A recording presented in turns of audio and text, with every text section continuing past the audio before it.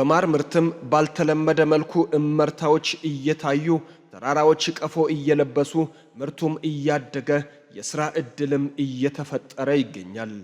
በአምስተኛ ደረጃ የማር መንደር በሚመለከት ከዚህ በፊት እንግዲህ ትኩረት የተነፈገ ዘርፍ ነው ብሎ ማንሳት ይቻላል። ከማር መንደር አኳያ ያለው እንግዲህ ባህላዊ ቀፎዎች አርሶ አደሩ በራሱ ዲዛይን የሚያዘጋጃቸው ባህላዊ ቀፎዎች ከሚሸጡበት አንስቶ ጫካ ላይ ወስዶ ቀፎ ሰቅሎ እዛው ያገኘነው ያህል ምርት ከሚያገኝበት ስርዓት ወጥቶ እንደ ማንኛውም እንስሳት ንብን ማጥመድ ተችለው ካጠመዱበት አምጥቶ የራሱ ቤት ተሰርቶለት ሸር ተዘጋጅቶ በውስጡ ዘመናዊ የሽግግር ቀፎዎች እንደዚሁም ደግሞ የጨፈቃ ቀፎዎችን በማዘጋጀት በተገቢ ሁኔታ በመደርደር የሚያስፈልጋቸውን ምግብም ውሃም አጠገቡ በማቅረብ ረጅም መንገድ የተጓዙ ንቦቹ ምርት ላይ ሊውል የሚገባውን ነገር በጉዞ ላይ እንዳይውሉት አጠገባቸው ተገቢውን እና የተመጣጠነ ነገር በማግኘት የሚፈልገውን ማር ማዘጋጀት በሚችሉ ደረጃ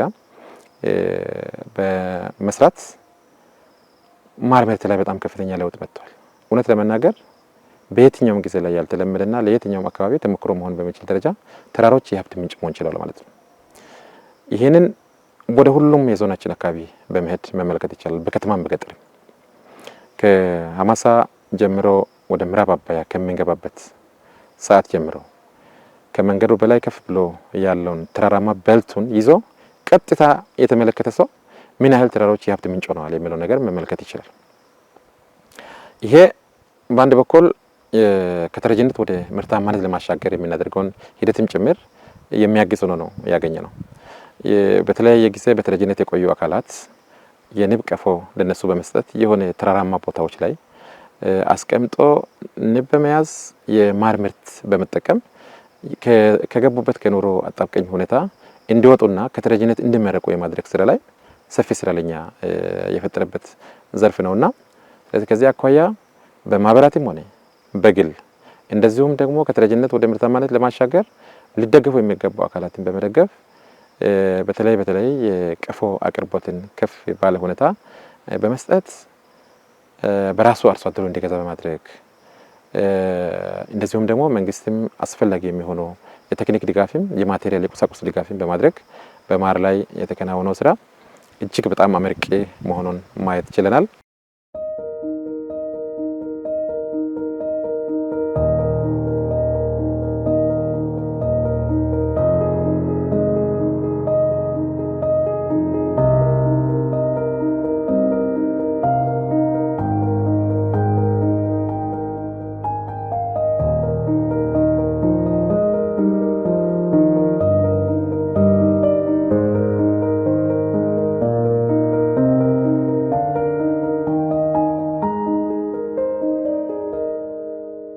ገበታችን ሙሉ እንዲሆን የልማት ትሩፋት ከስሙም እንደምንረዳው የተሟላ ነገር ማግኘት እንዲቻል ስርዓተ ምግብ ሂደታችንም ጭምር ማሻሻል በሚያስችል ስራ በእነኚህ በአምስቱ በእንስሳት ዘርፍ ላይ ልዩ የሆኑ ስራዎች ተሰርተው ውጤታማ በሆነ መንገድ የተከናወኑ መሆናቸውን አጠቃላይ ለማንሳት ነው። እንግዲህ በዚህ ሂደት ሀገራችን ኢትዮጵያ የራሷን ሉዓላዊነት ጠብቃ የኖረች አገር ናት፣ የታወቀ ነው። ነገር ግን ሉዓላዊት አገር ምግብ ልመና ላይ ምግብ ዋስትናን ባለማረጋገጥ ውስጥ ተገኝታ የተሟላ ሉዓላዊነት አረጋግጠናል ብሎ ማለት በጣም ከባድ ነው። ስለዚህ የምግብ ሉዓላዊነትን ማረጋገጥ ያስፈልጋል በሚል ስትራቴጂ በተለይ በሶስተኛ የምርት ወቅት ተብሎ አሁን የመጣውን የበጋ መስኖ ስራዎችን ስንመለከት በተለይ የበጋ መስኖ ስንዴ በሁሉም የዞናችን አካባቢዎች በተለይም ቆላማ የሆኑ የተወሰነ የውሃ አማራጭ ያላቸውን በመለየት የሚሰራው ስራ እጅግ በጣም አበረታች መሆኑን ነው መመልከት የተቻለው። በበጋ መስኖ ስራችን የመጠን ለውጥ መጥቷል ማለት ነው። ከዚህ ቀደም በጋ ላይ ምንም የማይሰራ ኦፍ ሲዝን ከነበረበት አሁን ላይ ከ58,000 በላይ ሄክታር በበጋ መስኖ ይለማል። ስለዚህ ከዛ ውስጥ ስንዴ ከ1430 ሄክታር በላይ ስንዴ እናለማለን። ሌሎች አዝሪቶችና ሆርቲካልቸር ሰብሎች የሚለሙበት ነው። ስለዚህ ኦፍ ሲዝን ከነበረበት ይሄን ያህል ሄክታር መሬት ወደ ምርት አስገብቶ በበልግና በመኸር መካከል ተጨማሪ ወቅት በመጨመር ተጨማሪ ምርት እንዲገኝ ገበያውን ለማረጋጋት እንደዚሁ ደግሞ በተጨማሪነት የተመረተው ኢኮኖሚ ላይ የራሱ አስተዋጽኦ እንዲያበረክት ከማድረግ አኳያ እየተፈጠረ ያለው ነገር በጣም በእጅጉ ከፍ ያለ ነው ብሎ ማንሳት የሚቻል ነው የሚሆነው ማለት ነው። የአርሶ አደር ማሰልጠኛ ተቋማት ለውጡንና የገበያ ፍላጎቱን መሸከም የሚችሉ አምራች የሆኑ አርሶ አደሮችን ለመፍጠር እየተደራጁና ሚናቸውን እየተወጡ ይገኛሉ። ወሳኝነታቸውም አጠያያቂ አይደለም። የተሟላ ስራ መከናወን ካለበት ፈጻሚ አካላትን በተገቢ ሁኔታ ማውቃት ተገቢ ነው የሚሆነው። ግብርና መዋቅሩ እድለኛ ነው። እስከ ታችኛው መዋቅር ድረስ የሰው ኃይል አለን። ቀበሌ መዋቅር ላይ በእንስሳት፣ በሰብል፣ በተፈጥሮ ሀብት እንደዚሁ በመስኖ፣ በእንስሳት ድቀላ፣ በሜካናይዜሽን የተመረቁ ባለሙያዎች በቀበሌ ላይ ይገኛሉ። ስለዚህ እነኚህ የሰለጠኑ ባለሙያዎች ሰብሰብ ብሎ የተመክሮ ልውጥ የሚያደርጉበት ክህሎታቸውን የሚያሳድጉበት የአርሶ አደር ማሰልጠኛ ማዕከላት በሁሉም ቀበሌያት ላይ ይገኛሉ። በዚህ ማዕከል ላይ ሰፊ ስራዎች ናቸው የሚሰሩት። አርሶ አደር ማስተማሪያ ማዕከላት ናቸው። ምን ቢያደርግ ምን አይነት ምርት ያገኛል፣ ውጤት ያገኛል የሚለው ነገር በተገቢው ሁኔታ ኤክሰርሳይዝ የሚያደርጉበት ነው። የልህቀት ማዕከል ነው። ለግብርና ባለሙያዎች እዛው የልህቀት ማዕከል አድርጎ አርሶ አደሩን እያመጡ እዛው እያስተማሩ እዛው የተገኘውን ምርጥ ተሞክሮ ወደ አርሶ አደሩ ሁሉ የማስፋት ስራ የሚሰራበት ነው የገበሬ ማሰልጠኛ ማዕከል ማለት ነው። ከዚህ አኳያ ልዩ ፕላን አውጥተን የተሟላ ስታንዳርድ የሆነ የገበሬ ማሰልጠኛዎችን ከመፍጠር አኳያ ሰፊ ስራዎችን መስራት ችለናል። በ2017 ዓመት ላይ ከዚህ ቀደም የተወሰነው ሙከራ ጥሩ ጅምር ያላቸው ቦታዎች ላይ በተለይ በሶስቱ ዘርፎች በሰብል ልማት፣ በእንስሳት እርባታና በተፈጥሮ ሀብት ሶስቱንም ዘርፍ ስራዎችን ባካተተ ሁኔታ ለአርሶ አደሩ ትምህርት መስጠት የሚችሉ የገበሬ ማሰልጠኛዎችን በማስፋት እዛው መጥቶ አርሶ አደሩም ሌሎች ውጤታማ ያልሆኑ የገበሬ ማሰልጠኛ ማዕከላት ያሉባቸው ቀበሌያት ባለሙያዎችን መጥቶ ትምህርት በመውሰድ ለአርሶ አደሩ እንደ ስሙ የልህቀት ማዕከል ሆኖ እንዲያገለግል የአርሶ አደር ማሰልጠኛዎችን በማስከድ የተሻሉ ስራዎች ተሰርተዋል። ይሄን ወደ ሁሉም ቦታዎች ማስፋት ይጠበቅብናል ማለት ነው። እጅህ እስኪደድር ስራ ጉንጭህ እስኪወጠር ትጎርሳለህ እንዲሉ ብልጽግና ሊረጋገጥ የሚችለው በትጋትና በትጋት ብቻ በመሆኑ ሁሉም በተሰማራበት መስክ በመትጋት ብልጽግናውን ሊያረጋግጥ ይገባል የሚለው ሐሳብ ይሰመርበታል። አሁን የማንሰራራት ዓመት ላይ ነው የምንገኘው። ወደሚጨበጥ ብርሃን መሻገር ችለናል። ይሄ በጣም ትልቅ ተስፋ ያለበት ነው። በግብርናው ላይ አሁን የመጣው ለውጥ ደግሞ ተጠናክሮ እንዲቀጥል በተለይ ለዚህ ስራ የተመደቡ የግብርና ባለሙያዎች ከታች እስከ ላይ ያሉት ለሙያቸው ፍቅር ኖሯቸው በሚሰሩት ነገር ሰርቶ የሚያገኙት እረፍት በራሱ ሽልማት ነው ብለው በሚያስብ መንገድ ስራቸውን ሙያቸውን አፍቅረው በሚሄዱበት መንገድ ላይ ራሳቸውን ማዘጋጀት ይጠበቃል ማለት ነው። ትናንት ከነበረበት ባሻገር ከፍ ያለ ኮሚትመንት ይፈልጋል ብዬ አምናለሁ። በዚህ ላይ የኛ ባለሙያ አሁን ጥሩ መነቃቃት ይመጣል። እሱን አስፍቶ መሄድ ያስፈልጋል። አርሶ አደሮቻችን ደግሞ የተገኙ ምርጥ ተሞክሮችን በአንድ ቦታ ሳይወሰን የተሻለ የተገኘውን ቴክኖሎጂ ሁሉ ወደ ራሱ በመምጣት ሌሎች ሲለወጡ በማየት ብቻ ሳይሆን ራሱ ተለውጦ በሚያሳይበት መንገድ ላይ ኮሚትመንት ኖሮ መንቀሳቀስ እንዲችል በዚህ አጋጣሚ ጥሪ አቀርባለሁ። ሌላኛው የዞኑ ትልቅ አቅም ቱሪዝም እንደመሆኑ ለቱሪዝም ዘርፍ ትልቅ ትኩረት በመስጠት እየተሰራ ይገኛል። የሚዳሰሱም ሆኑ የማይዳሰሱ የቱሪዝም መስህቦች እየለሙና ለሀገር ውስጥም ሆነ ከሀገር ውጪ ለሚመጡ ቱሪስቶች ምቹ እየተደረጉ ይገኛል። ቱሪዝም እንደ ሀገር ትልቅ እምቅ አቅም ያለን አገር ነን። በሀገራችን በርካታ የሚዳሰሱ የማይዳሰሱ ቅርሶች እንዳሉ የተለያዩ መዳረሻ ቦታዎች ቱሪስት የሚጎበኝባቸው ቦታዎች በርካታ ናቸው። ከዚህ አንጻር እንደ ሀገር የተሰሩ ስራዎችም በርካታ ናቸው።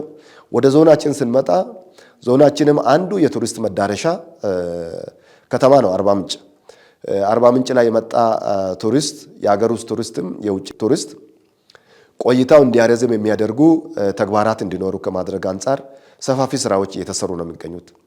ለአብነት ማንሳት እንደሚቻል አንዱ የአርባ ምንጭ አዞ እርባታ ቀደም ሲል በመንግስት ተዳደር የነበረ በአሁኑ ሰዓት በልማት ማህበራችን በጋሞ ዞን አስተዳደር ጠያቂነት የክልሉ መንግስትም ወስኖ ለልማት ማህበራችን በመስጠት ይሄም ደግሞ እንደገና ሪሃብሊቴት በማድረግ በማደስ በመጠገን አገልግሎት እንዲሰጥ ቱሪስቶች እዛ ገብተው አዞ ማየትን ብቻ ሳይሆን እዛ ቆይታ የሚያደርጉበት እንዲጎበኙ ማድረግ ስራዎች ተሰርተዋል። ከዚሁ ጋር ተያይዞ ሌላኛው በዚህ 40-42 ደረጃ የምንለው አለ።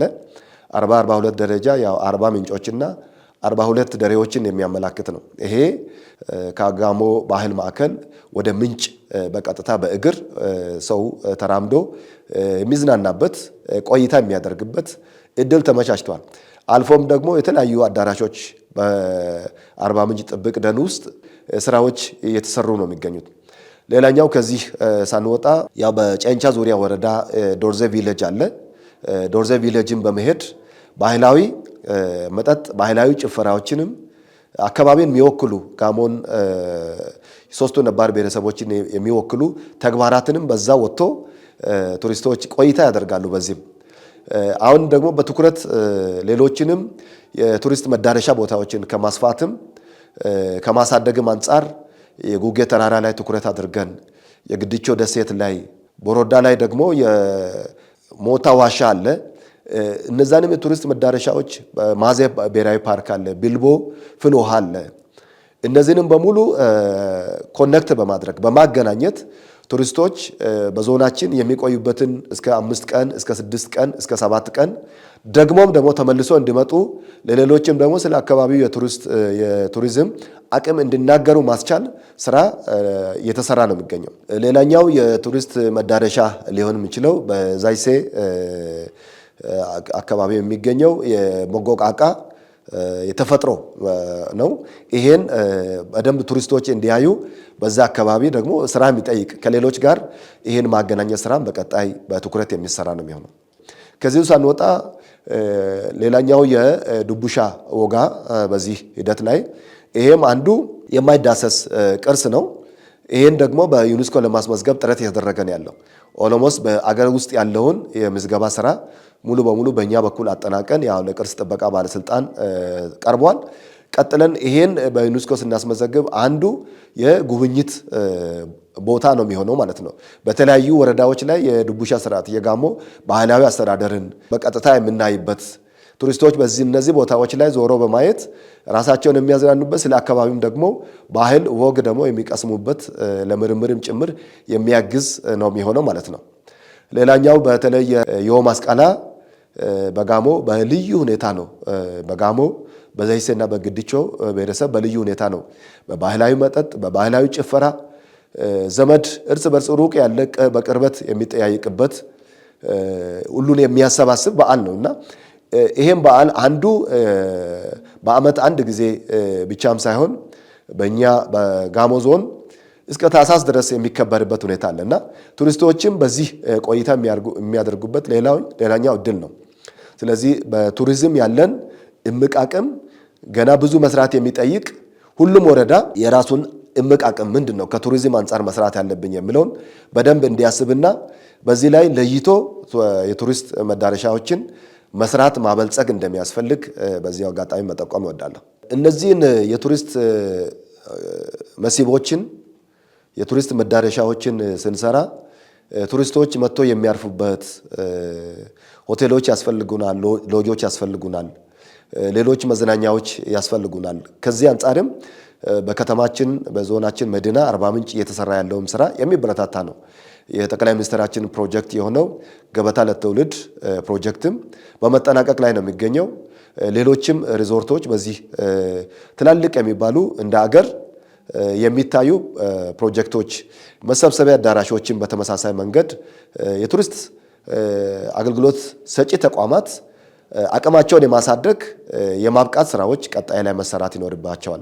ቱሪስቶችን የሚያስገበኙ ቱር ጋይዶች አሉ። እነዛንም ማሰልጠን ስለ እንግዳ አቀባበል ማህበረሰቡ ራሱ እንግዳ ተቀባይ መሆኑን ይበልጥ የሚያሳይበትን ቀጣይ ወጣቶችንን በማሰልጠን በየቦታ ያሉትን አቅሞቻችንን ደምረን ለአካባቢያችን ለዞናችን ብሎም ለክልላችን እንደ ሀገርም የተያዘውን ግብ ለማሳካት ድርሻ እንዲኖረው ማድረግ ቀጣይ ትኩረት ይሆናል ማለት ነው።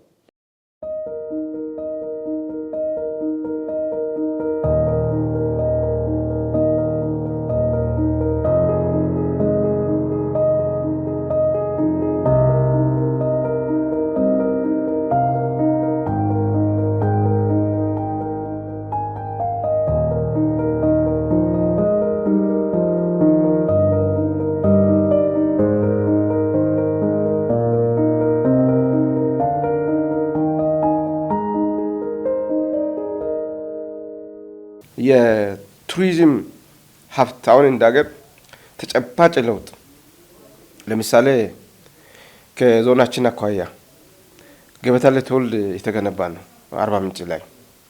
ይሄ የቱሪዝም ዘርፉን ለማሳደግ እዚህ አባይ ሐይቅ ላይ ትልቅ ፕሮጀክት ነው ሞርዛን 5 ቢሊዮን። ይሄ ፕሮጀክት ሲጠናቀቅ ሐይቁ ላይ ጀልባዎች ይኖራሉ። ቱሪዝምን መጨመር እንችላለን ማለት ቱሪዝምን ጨመርን ማለት ነው። በዚህ ዘርፍ ላይ ከፍተኛ ፖቴንሻል አለ ባይዞ በእኛ ዞን ላይ ማለት ነው። የቱሪዝም ዘርፍ ላይ ትኩረት መስጠት፣ ከብዙ ሰው ከውጪ እንዲጎርፍ ማድረግ።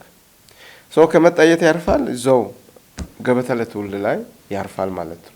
በጣም ስታንዳርድ ከፍ ያለ ስታንዳርድ የሆነ መኝታ ቤት ነው ማለት ብሎ መውሰድ ይቻላል። ይሄ ከፍተኛ የውጪ የቱሪስት ፍሰትን ጨመርክ ማለት ነው። ቱሪስት እንግዲህ ሲመጣ እብን እኮ ለሚበላው ለሚጠጣው ነገር እንትን ይሰጣል፣ ቦታ ይሰጣል። አሁን ዶርዜ መንደር ለምሳሌ ጉብኝት ብሎ ይመጣል። እዛ ሄዶ ሰፈር ላይ ያለውን ሎካል ምግብ በልቶ ጠጥቶ ተዝናንቶ ሰው ይሄዳል። ሌላ የተለየ ነገር ተፈጥሮ አይደለም። የአካባቢውን አቀማመጥ ያያል፣ የህብረተሰቡን አኗኗር ያያል።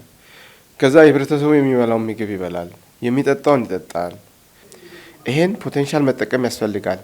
አርባ ምንጭ ደን ለዘመናት ምንም ስራ ሳይሰራበት ነው ያለው። ኦሎሞስት አሁን የተጀማመሩ ነገሮች አሉ።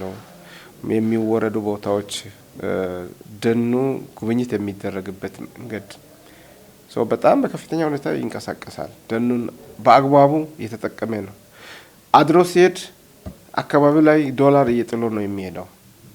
ስለዚህ ቱሪዝምን የሚጎዱ ነገሮች ላይ በከፍተኛ ሁኔታ ጥንቃቄ ያስፈልጋል ማለት ነው። ቱሪዝም የሚጎዱ ነገሮች የጸጥታ ችግር፣ ግጭቶች፣ ሌሎች ነገሮች ሲኖሩ ቱሪዝምን ይጎዳል። እሱን ማስተካከል ከኛ ይጠበቃል። የተለያዩ ፏፏቴዎች አሉ፣ የተለያዩ የድቡሻ ስርዓቶች አሉ። መስቀል በዓል አለ፣ የተለያየ መስቀል አከባበር ስርዓት አለ። በቃ ብዙ የሚነገር ነው እዚህ ያለውና ይሄን በአግባቡ ከተጠቀምን ቱሪዝም ዘርፍ አንደኛዋ ነች።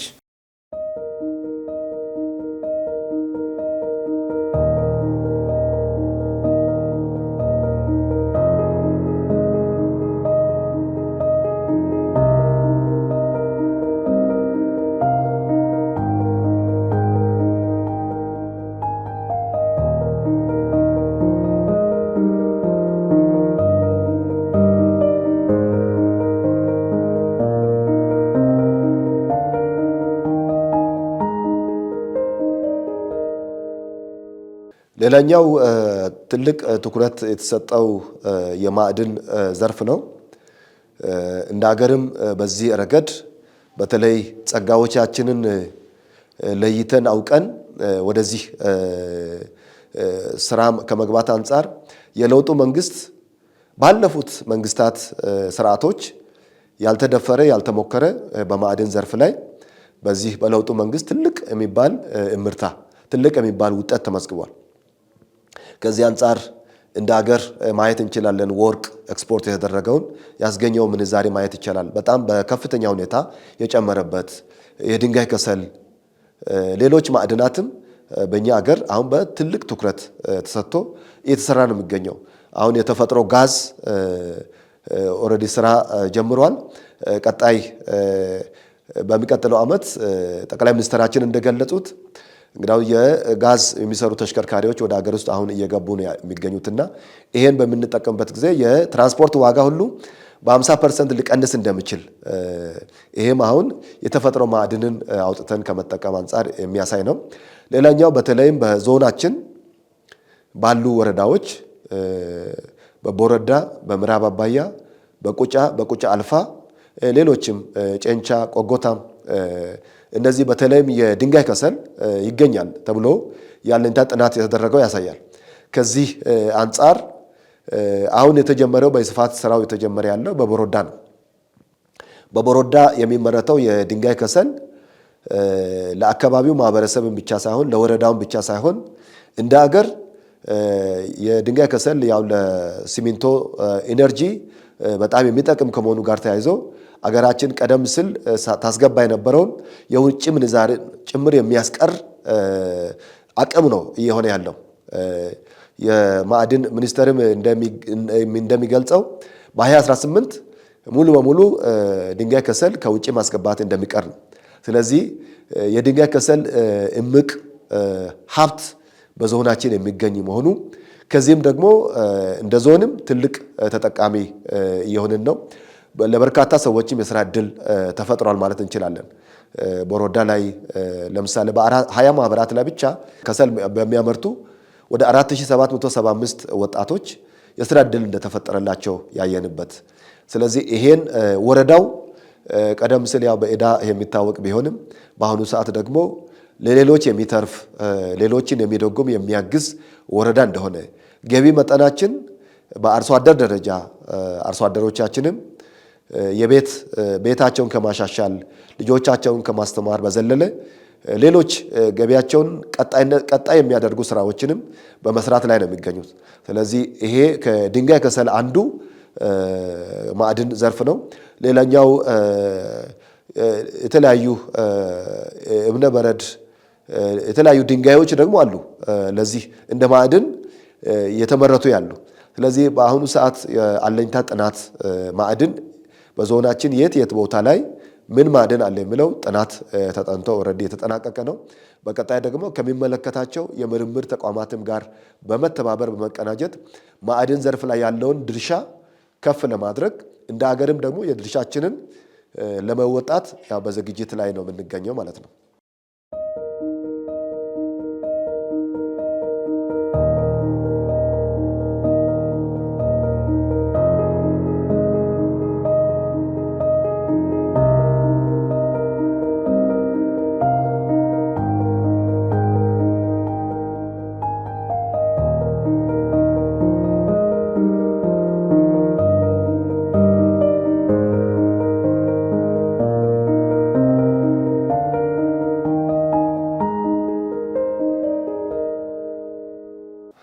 ሁለተኛው ትኩረት የተሰጠው በተለይም መደመር መንግስት የዘርፎች ምርታ በሚለው ሁለተኛው የከተማ ልማት ነው። ከተማነትና ክትመትን ማዘመን ግዳሱ ወደፊት የገጠር አካባቢዎችም ከተማ እየሆኑ ይሄዳሉ ተብሎ ይታሰባል።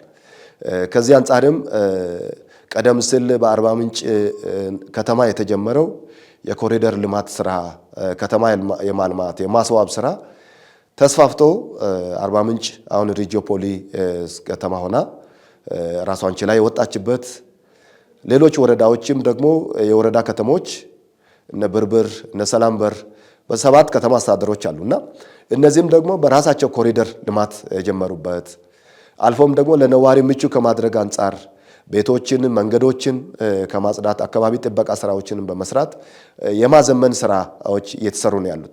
ከዚሁ ሳንወጣ በተለይም በማዘጋጃ ቤቶች የአንድ ማዕከል አገልግሎት ለማስጀመር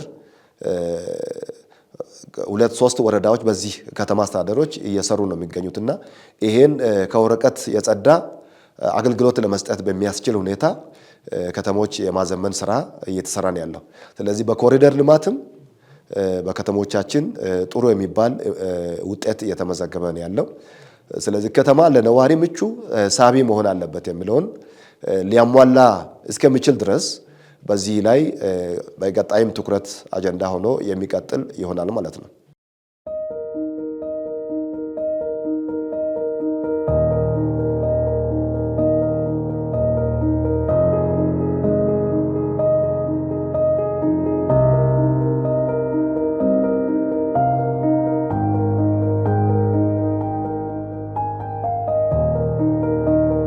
በተለይ በአገር በቀል ኢኮኖሚ ማሻሻያ ትኩረት ካገኙ ዘርፎች አንዱ ኢንዱስትሪ በተለይም የአምራች ኢንዱስትሪው ዘርፍ ነው። በዚህ ረገድ እንደ አገርም በተለይም ከውጪ የምናስገባቸው ምርቶች ተኪ ምርቶችን በአገር ውስጥ በማምረት ከውጪ ከምንዛሬም የአገር ውስጥም ምርት የመጠቀም ልምድ እየዳበረ እየመጣ ነው የሚገኘው። ስለዚህ ከዚህ አንጻር እንደ አገርም የተቀመጠው ግብርናው ሽግግር የሚያደርገው ለኢንዱስትሪው ነው።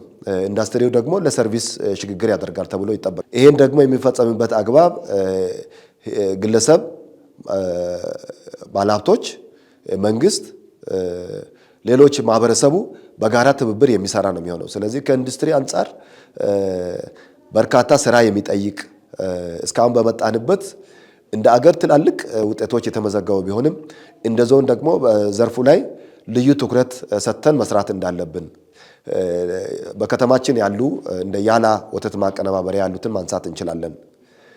ጋርመንት ላይ የተሰማሩትን ማንሳት እንችላለን። ስለዚህ በጨርቃ ጨርቅም በአልባሳትም እንዲሁም በወተት እና ወተት ተዋጽኦ ማቀነባበሪያዎች አሉ። ሌሎች በየወረዳው ይሄ መስፋት ያለበት በየወረዳ ያለውን ግብአት ጥሬ ዕቃ አሁን ለምሳሌ ያህል ቁጫ አካባቢ የለውዝ ማቀነባበሪያ ያስፈልጋል። ቅቤ ፕሮሰስ አድርገን እንዴት አድርገን ወተትን ፕሮሰስ አድርገን እንዴት ባለ መልኩ ነው ለተጠቃሚው ማድረስ ያለብን፣ ለገበያ ማቅረብ ያለብን። እነዚህ ትላልቅ የሚባሉ የግብርና ግብአቶች የግብርና ውጤቶች አሉና እነዚህን ተጠቅመን ለፕሮሰሲንግ ቀጣይ ላይ ትኩረት አድርገን ነው የምንሰራው። እስካሁን በመጣንበት ውጤቱ ይሄን ያህል ባይሆንም ቀጣይ ላይ ግን ትልቅ ትኩረት ሰጥተን መስራት ያለብን ሁሉም ወረዳ ባለሀብትን በመሳብ ማህበረሰቡን በማህበር በህብረት ስራ በተለያየ መልኩ ሚኒማም አንድ ኢንዱስትሪ መስራት ስራ እንዲጀምር ማድረግ አለበት። ከዚህ አንጻር ነው ያ በትኩረት ኢንዱስትሪው ላይ ቀጣይ ላይ በትኩረት የሚሰራ መሆኑን ለመግለጽ ነው። በሁሉም ዘርፎች እምርታ ማምጣት አለብን የሚል የተጀመረ ያለ። ስለዚህ በግብርና እምርታ፣ በቱሪዝም እምርታ፣ በኢንዱስትሪ ዘርፍ እምርታ፣ በከተማ ልማት ደግሞ ከተማችንን በማልማትና ለነዋሪዎች ምቹ በማድረግ እምርታ ማምጣት አለብን ተብሎ እየተሰራ ነው ያለውና እንግዲህ ባለድርሻ አካላት ጸጋ አለን። እኛ ያለንን ጸጋ ብዙም ጊዜ አናይም። ሰው ያለውን ጸጋ አለማወቅም አለ፣ አስተሳስሮ የመጠቀም ችግርም አለና ጸጋዎችን የመጠቀም የማወቅ ካወቅን ደግሞ የመጠቀም ችግሮች አሉ። ውሃ ለምሳሌ ከፍተኛ ጸጋ ነው፣ ግን ይህን ውሃ እየተጠቀምን አይደለንም። ባይዘይ የውሃ በተለያየ መልክ መጠቀም ይቻላል። መስኖ በአግባቡ ተሰርቶ እያንዳንዱ ትክክለኛ ወጥቶ የሚል ነው ሰው የሚያነሳው። ይህም እየተሰራ ነው ባይዘይ ታቅደው ማለት ነው። አሁን ሁለት መዋቅሮች ላይ የተያዘ የመስኖ ትልቅ ፕሮጀክት አለ። ግብርና ጋር ቅርብ ጊዜ ይጀመራሉ ተብሎ የሚጠበቁ ማለት ነው። በዚህ አመት ሁለት ወረዳዎች ላይ ትልቅ መስኖ ግን ትናንሽ መስኖዎችን ጅረቶችን ተጠቅሞ በደንብ ማምረት የሚያስችል ነገር እያለ አንዳንተ ዳተኛ ትሆናለና እነኛ አይነት ችግሮችን መፍታት ያስፈልጋል። ስለዚህ ባለድርሻ አካላት ባለሙያው አመራሩ በደንብ መስራት አለበት። በደንብ በቃ ማታ ቀን ጧት ለውጥ እስኪመጣ ድረስ መስራት አለበት። ካልሆነ በፍጹም ዝም ብሎ ንግግር ነው የሚሆነው። አርሶ አደሩ መስራት አለበት። አርሶ አደሩን በደንብ እንዲሰራ ማድረግ ማስተማር ያስፈልጋል። እንዲያየው ማድረግ ያስፈልጋል። ቅድም ካነሳ ነው ለምሳሌ ከተረጅነት ወደ ምርታማነት በሚናደርገው ሽግግር እንደ ዞን በከፍተኛ ሁኔታ የውሃ መሳቢያ ፓምፖችን ገዝተን ለቆላማ አካባቢዎች አሰራጭተናል። ይሄን ጉድጓድ ኢብን ሰው ቆፍሮ በእነኚህ ፓምፖች መሳቢያ ፓምፖች ውሃ አውጥቶ ስንዴ ብቻ አይደለም ሽንኩርትንም ጭምር በአግባቡ አልምቶ መሸጥ አለበት። ገበያ ላይ ያለውን በሙሉ ሀብት ገንዘብ መሰብሰብ አለበት። ስለዚህ ይሄን ማስተማር የሚችለው ማን ነው? ባለሙያ ነው። ሰው ባለሙያ የአርሶ አደሩ ህይወት ሲለወጥ እኔ ይለወጣል ብሎ በደንብ መስራት አለበት። አመራሩም እንደዚሁ። ኑሮ ውድነት ለምሳሌ በየጊዜው ዋጋ ይጨምራል። እኛ እንቆጣጠራለን። በዚሁ ሄደ አንተ ሱቅ ስታሽግ ደግሞ በሌላ መልክ እንትን ያደርጋል። ይሄን ማስቆም የሚቻለው በማምረት ነው። በቃ በእኛ አገር ኮንቴክስት አሁን የዶላር ጉዳይ ሌላ ጉዳይ ሰከንደሪ ነው። ኢንፍሌሽን ጋር የተያያዙ ያሉ ነገሮች ሰከንደሪ ናቸው። ፕራይመሪ ጉዳይ ማለት ፕሮዳክሽን ነው። በቃ በደንብ ማምረት። በደንብ ካመረትክ ገበያውን ሙሉ በሙሉ ምርት አደረክ ማለት ነው። ሶ የኔ ደሞዝ ይረጋጋል። የኔ ሀብት ይረጋጋል ብሎ መውሰድ ያስፈልጋል ማለት ነው። ስለዚህ ምርት ላይ በደንብ መስራት አለብን። ምርት ስንል የግብርና ምርት አለ፣ የቱሪዝም ምርት አለ። ቱሪዝምን ሰው ጉብኝት በደንብ እንዲያደርግ ምቹ ሁኔታ መፍጠር ያስፈልጋል ማለት ነው። አጠቃላይ በዚህ በመደመር መንግስት እይታ የዘርፎች እምርታ ግብርናና ገጠር ልማት ትራንስፎርም ማድረግ ኢንዱስትሪውን፣ ከተማ ልማትን፣ ቱሪዝምን፣ ማይኒንግ ዘርፉን እነዚህን በሙሉ ደምረን ለሀገር ብልጽግና ያው መደመር መንገዳችን ነው፣ መዳረሻችን ብልጽግና ነው። ስለዚህ ይሄን ሊያረጋግጥ የሚችለው የሁሉ ሰው ተሳትፎ እንደሚያስፈልግና ይሄም ደግሞ ሁሉ እንቅስቃሴ ሁሉ ተግባር መፈጸም የምንችለው ሰላም ሲኖር ነው። ስለዚህ ሰላምን ከማረጋገጥ አንጻር እንደ ዞናችን ትልቅ እሴት አለ።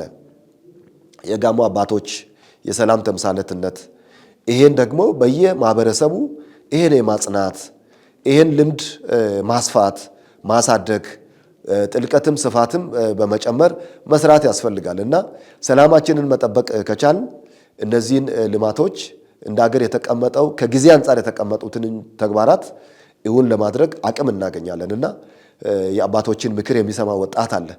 ስለዚህ ወጣቶች አእምሮ ላይ መስራት፣ የስራ ባህላችንን መቀየር፣ ማስተባበር፣ ማቀናጀት በዚህ ባለው ስልጠናም አመራሩ ሌላውንም ማስተባበር ማቀናጀት ትልቅ ኃላፊነት አለበት። ይሄ ደግሞ አንድ ጊዜ ያገኘነው እድል ነው። ይሄን እድል ደግሞ ተጠቅመን በአገራችን ወይም በዞናችን በሚሰሩ በወረዳችን ለሚሰሩ ስራዎች አሻራችን የምናኖርበት እድል ያገኘን ስለሆነ እድሉን ሚስ ሳናደርግ በአግባቡ በጥንቃቄ ተይዞ መጠቀም፣ ማህበረሰባችን ደግሞ ማገልገል፣ በአገልጋይነት መንፈስ ህብረተሰባችን ተጠቃሚ ለማድረግ ጥረትም ትጋትም ያስፈልጋል የሚለውን ለመግለጽ ነው።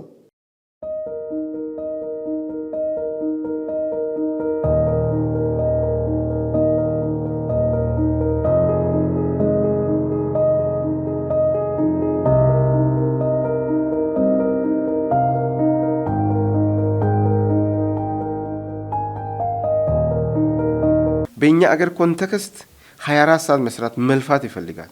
ያውም ደግሞ ሁሉ ሰው ነው መልፋት ያለበት፣ የሆነ ሰው ብቻ እንዲለፋ አይደለም። ስለዚህ ለህብረተሰቡ ማስተላልፈው መልእክት ቢኖር ሁላችን እንስራ፣ እንትጋ፣ እናስተባብር። አመራሩ በደንብ ያስተባብር፣ ስራውን በደንብ ይምራ፣ ህዝቡን በዛው ልክ ይንቀሳቀስ። በተሰማራበት መስክ ላይ ሁሉም ህብረተሰብ ማለት ነው የሚያስተምረውም እንደዛው በደንብ ማስተማር አለበት። የሚወርቅ ተማሪ መኖር ያለበት፣ ሀገር አቀፍ ፈተና ወስዶ የሚያልፍ ተማሪ ቁጥር ማደግ አለበት። ስለዚህ መምህራን በዛ ልክ የራሳቸውን ተልዕኮ ይወጡ። እቺ ሀገር ባይዞ ይሄዳል የሁላችን ነች፣ የማንም አይደለችም። ስለዚህ ይሄን የሚጎዱ ነገሮችን በደንብ ትግል ማድረግ ያስፈልጋል። የስራን የሚጎዱ ነገሮች፣ ስራን ቻሌንጅ የሚያደርጉ ነገሮች፣ እንቅፋት የሚሆኑ ነገሮችን መጠራረግ ማስተካከል ይፈልጋልና ሁሉም ሰው ተግቶ በደንብ የሚሰራ ከሆነ 2018 ላይ ከፍተኛ ለውጥ የምናመጣበት አመት ነው ብሎ መውሰድ ይቻላል። ደግሞ ለውጥም ይመጣል፣ ሰርተን እናመጣለን የሚል እምነት አለኝ። አመሰግናለሁ። ከእኛ ምን ይጠበቃል? ከአመራሩ ምን ይጠበቃል? ከባለሙያ ከህብረተሰባችን ከማህበረሰቡ ምን ይጠበቃል? ከግል ባለሀብቱ ምን ይጠበቃል የሚለውን በደንብ ማየት ተገቢ ነው የሚሆነው። ምክንያቱም እነዚህን የተለያዩ ዘርፎችን ውጤታማ እንዲሆን ከማድረግ አንጻር ውጤቱ ደግሞ ዘላቂ እንዲሆን ከማድረግ አንጻር የሁሉ ሰው ሚና አለ ማለት ነው። የአመራር ሚና ምን ሊሆን ይገባል ነው። አመራሩ በያለበት በየደረጃው በአገልጋይነት መንፈስ ህዝቡን ማገልገል አለበት። አመራሩ አሁን የተሰጠውን እድል ህዝብን ሲያስተባብር ነው፣ ሲያቀናጅ ነው፣ ወደ አንድነት አምጥቶ ነው ልማት መፈጸም የሚቻለውና ከዚህ አንጻር አገልጋይ እንደሆነ በደንብ ጠንቅቆ ሊረዳ ሊያውቅ ይገባል። ሁለተኛ አመራሩ ቁርጠኛ መሆን አለበት። የስራ ትጋት ያለው መሆን አለበት።